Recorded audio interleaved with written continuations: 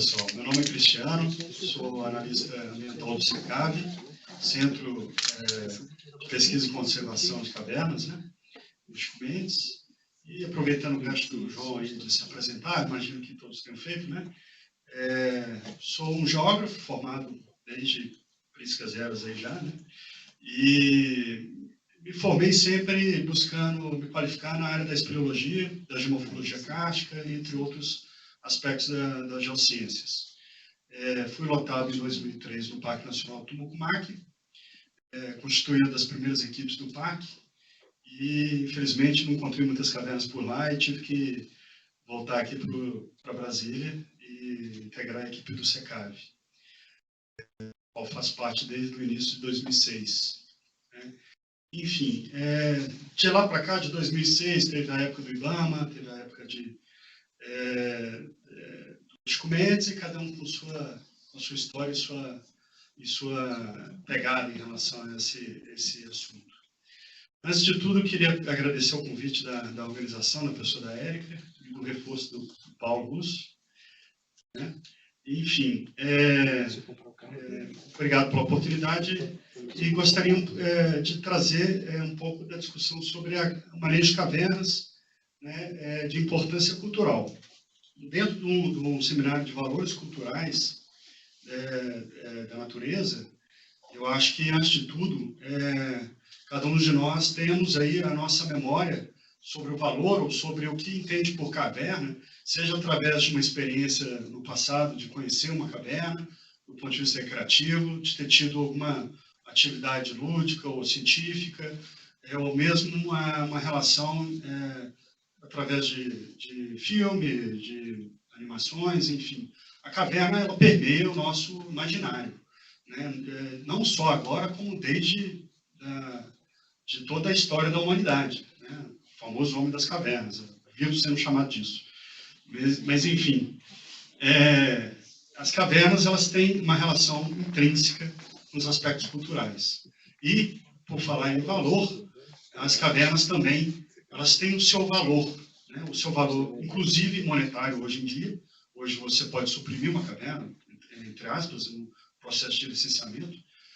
São milhões ou bilhões de dólares sendo impactados, vamos dizer assim, né, invertendo a lógica, pela presença de uma caverna, por exemplo, como ocorre na região lá de Carajás com a Vale do Rio Doce. Isso talvez eu venha a dizer um pouco mais para frente. Mas tem também a questão do valor cultural e o valor afetivo, o valor de memória, todos os valores intrínsecos à caverna, né? Esse espaço que, ao mesmo tempo, ele é curioso, ele é instigante, causa medo, causa susto, causa interesse, eu particularmente muito interesse. Enfim, as cavernas, elas não poderiam deixar de ser tratadas também num seminário sobre valores culturais da natureza. Essa caverna em destaque aí na abertura da apresentação é uma das cavernas mais importantes que nós temos no Brasil, está em um parque estadual, o Parque Estadual Turístico do Alto Ribeira, alguns conhecem pelo nome de Petá.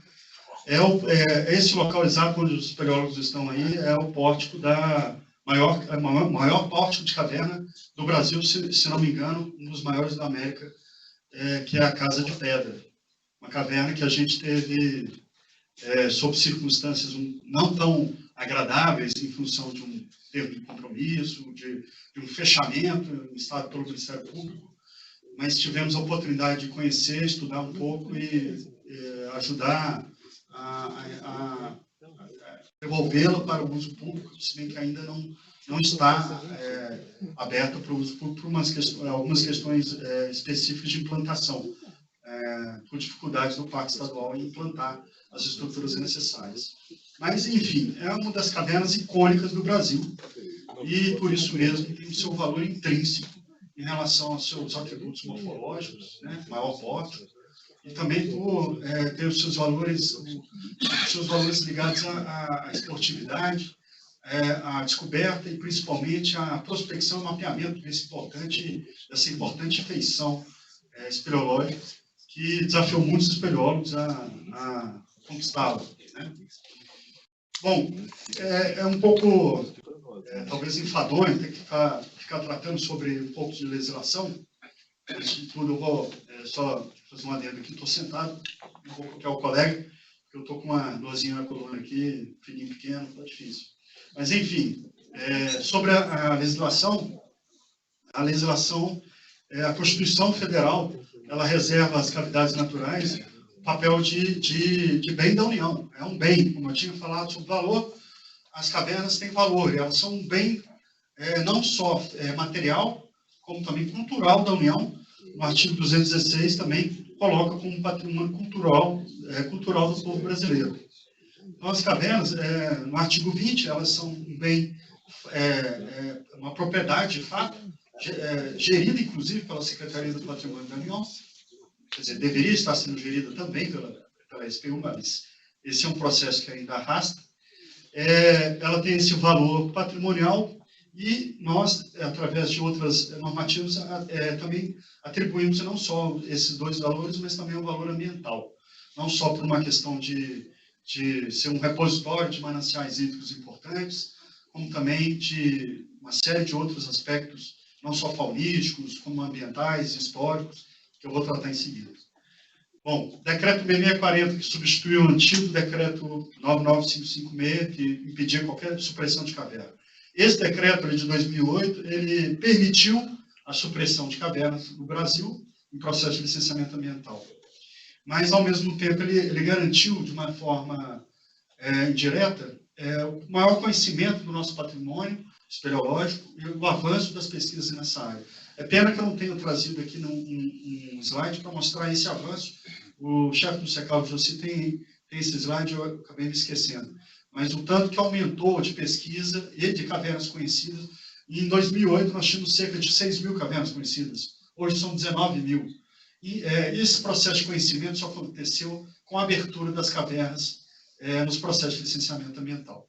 Mas, voltando, as cavernas, na sua definição, no primeiro artigo, já trazem a questão de que devem ser protegidas, na verdade, manejadas nesse contexto, mas também de forma a permitir estudos, entre outros, atividades de cunho étnico-cultural, que eu destaquei com grifo. Isso já mostra logo na sua conceituação a importância desse aspecto na questão das cavernas, né? As cavidades também elas têm o seu grau de relevância estipulado em função justamente dessa abertura, dessa possibilidade de supressão, dessa possibilidade de acesso, mas devem ser considerados os aspectos históricos e culturais, né? E as cavernas de relevância máxima, ou seja, aquelas que não podem jamais serem impactadas, elas têm um atributo específico, que é o destacar da relevância histórica, cultural e religiosa, hoje encaminhada para o IFAM por falta de competência, literalmente, legal, a gente não tem essa competência, mas também por uma falta de maior traquejo dentro da casa para trabalhar com essas questões. Então, a gente vê que tem essa preocupação da legislação quanto ao patrimônio cultural do povo brasileiro, né? E, por outro lado, tem uma outra normativa, que é a questão da CONAMA 347, um pouco anterior, 2004, que traz a seguinte questão: os empreendimentos ou atividades turísticos, ou seja, que permitam acesso de pessoas e visitação em cavernas, ele vai necessitar de plano de manejo espeleológico, né?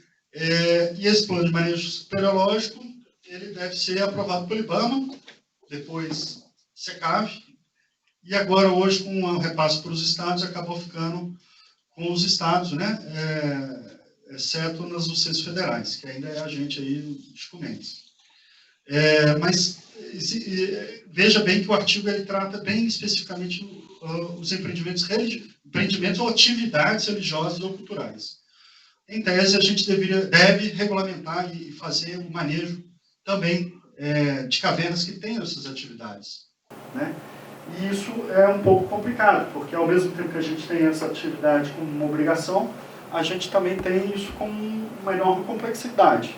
Eu vou mostrar um pouco dessa complexidade com um exemplo mais claro, talvez a Érica já tenha trazido aí, que é Bom Jesus da Lapa, que você tem, não só Bom Jesus da Lapa, mas você tem uma caverna, uma igreja inteira colocada dentro da caverna, com diversas alterações, com detonação, abertura de galerias, enfim, uma série de intervenções que praticamente alteraram totalmente o ambiente hipógeo. Só que o seguinte, conversando com o nosso colega lá de Lavras, o professor Rodrigo Lopes, que já desenvolveu algumas atividades nessa caverna, de pesquisa de fauna subterrânea, as galerias que permaneceram intactas, mais distantes desse núcleo aí, abriram uma quantidade bastante significativa de fauna, inclusive fauna troglóbia, né, específica de cavernas. O cercado em 2005, 2003, eu ainda não estava lá, tentou fazer um ordenamento junto com a igreja, e, enfim, se hoje a gente já sente uma dificuldade, sentiria uma dificuldade enorme de fazer isso, pelos desafios, e realmente é muito abrangente o tema. Naquela época foi ainda pior, né? Naquela época nós tínhamos uma gestão um pouco mais imbativa, que procurava o fechamento das cavernas em função do não cumprimento da legislação, e certamente não prosperou qualquer tipo de ordenamento. Continua assim até hoje. Um outro exemplo, a Lapa da Mangabeira, em Ituaçu. É relativamente próximo, mas é até mais incisiva a alteração e o acesso que teve, as alterações que teve no interior. Essa caverna é uma caverna que tem um percurso natural dentro dela, também realizado nas romarias que ocorrem lá, com um percurso ecoturístico. E esse percurso é um dos maiores percursos turísticos de caverna que eu tenho notícia no Brasil. É mais de 3 quilômetros em galerias sem iluminação, muito bonitas, mas 3 quilômetros dentro de um ambiente cavernícola, você pode multiplicar por 3, é como se você estivesse andando 10 quilômetros ali dentro. Uma série de dificuldades que você tem no caminhamento. E por isso mesmo você tem uma série de impactos de lixo, de dejetos humanos, enfim, uma série de problemas. Também não tem nenhum tipo de regulamentação ainda de uso público. Enfim, uma série de outros exemplos de cavernas com apelo religioso, né? Tanto em São Paulo, Santa Catarina, aqui próximo em Planaltina, a Lapa Nova de Vazante, que recebe anualmente milhares de visitantes no mesmo dia, cerca de 40 mil visitantes numa romaria no mesmo dia. Não estou falando de uma caverna que recebe 40 mil por ano, ela recebe 40 mil por um dia. Então, quer dizer, uma série de complicações aí, uma série de impactos podem ocorrer numa caverna, nesse caso de Vazante, que além de tudo é abrigo de uma enormidade de fósseis e de uma fauna riquíssima.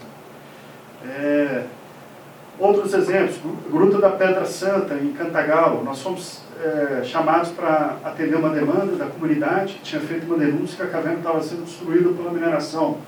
No caso, uma grande mineradora, se não me engano, a Lafarge, não tenho certeza.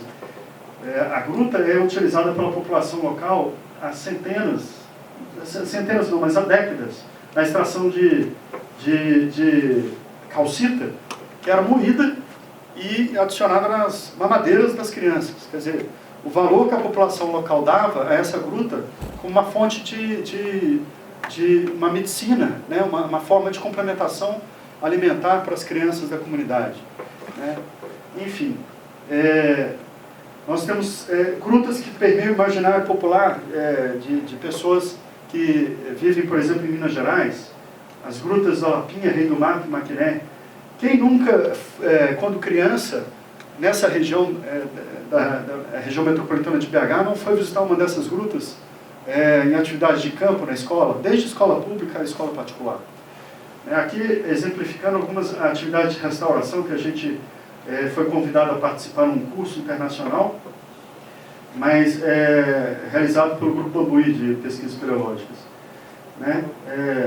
Esses aqui os meus sobrinhos, eu levando eles para conhecer a Gruta da Lapinha. Quer dizer, né, retornando, fechando o ciclo aí.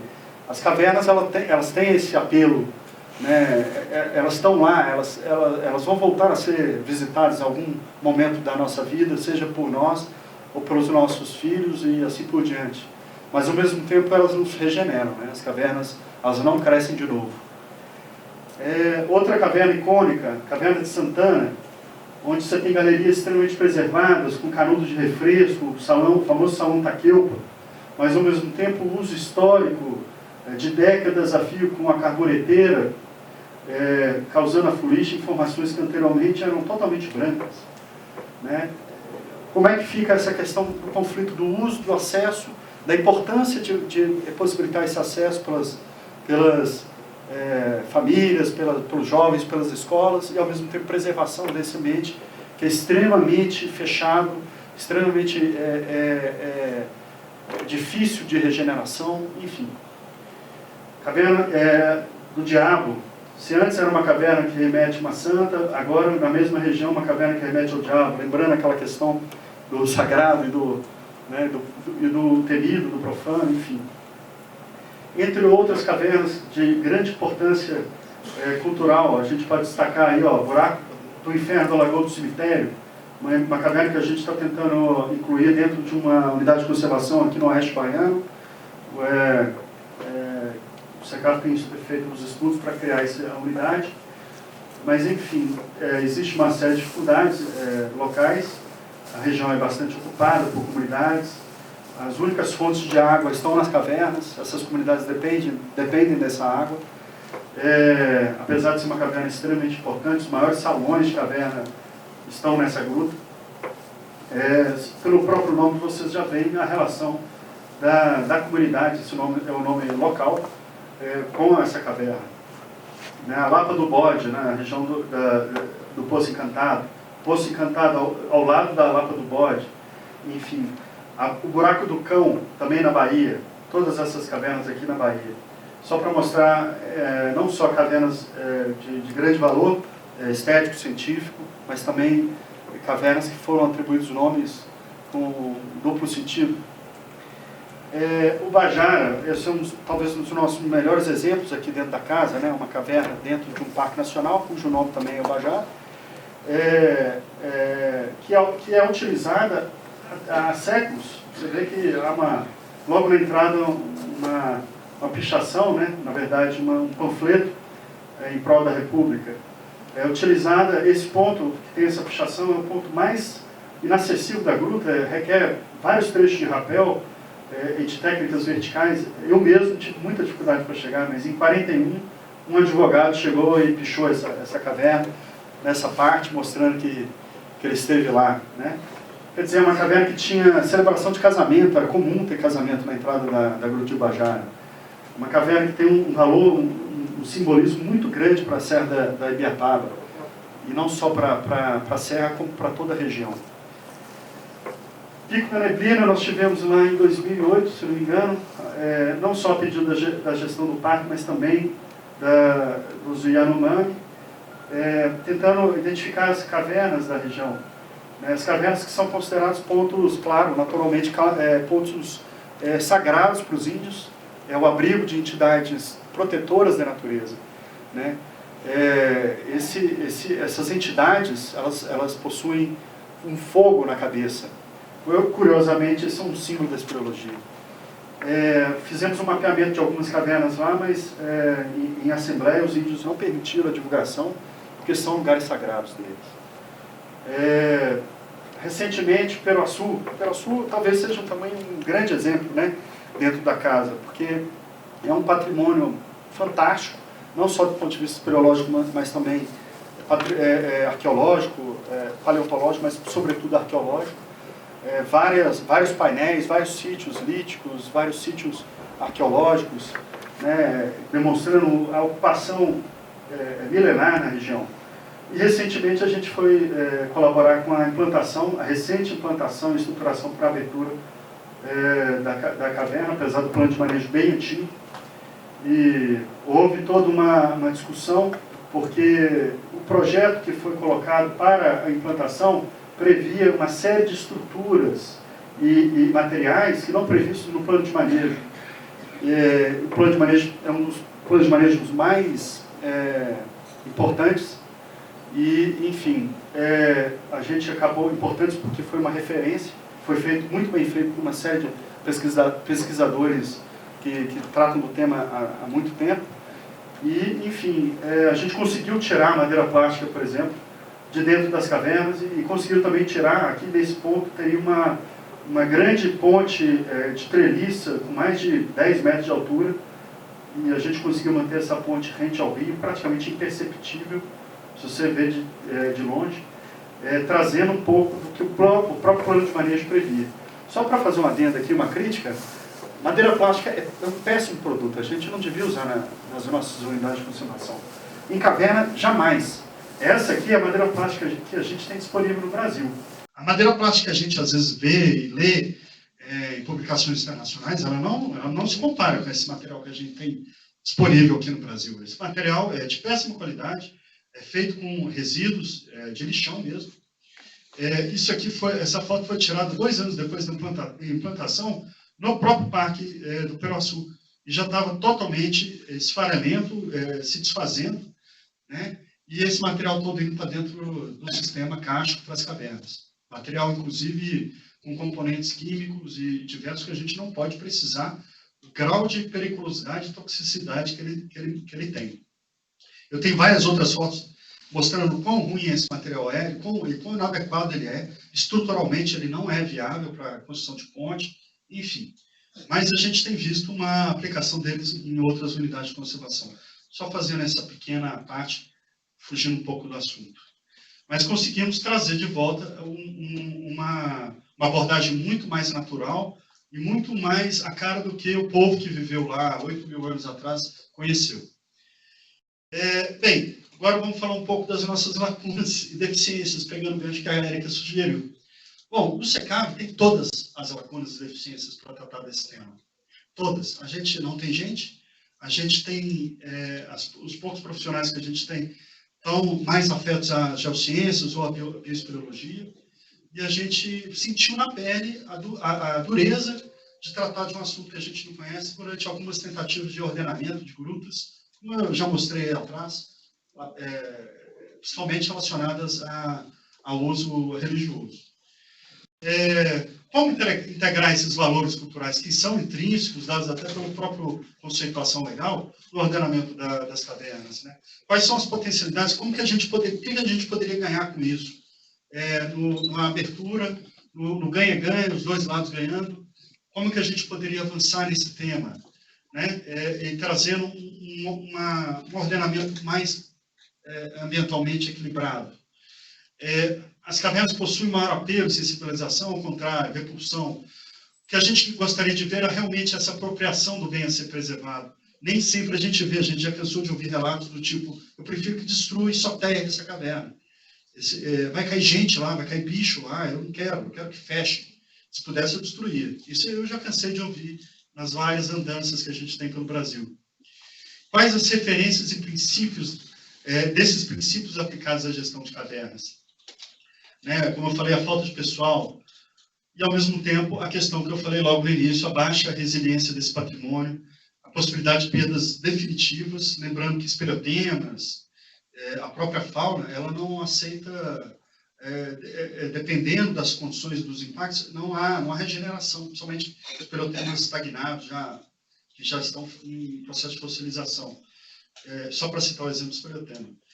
Com tudo isso, existe todo um receio dos gestores em abertura das cavernas para o uso público, em ceder as cavernas por uma abordagem que seja compartilhada com comunidades que têm interesse cultural, até mesmo histórico com essas cavernas. Então, daí surge todo o embate que nós temos, não só da caverna, como do SECAV, como das próprias UCs, na abertura das cavernas. Temos muito a aprender. Então, é isso, gente. Obrigado. Desculpa o falatório.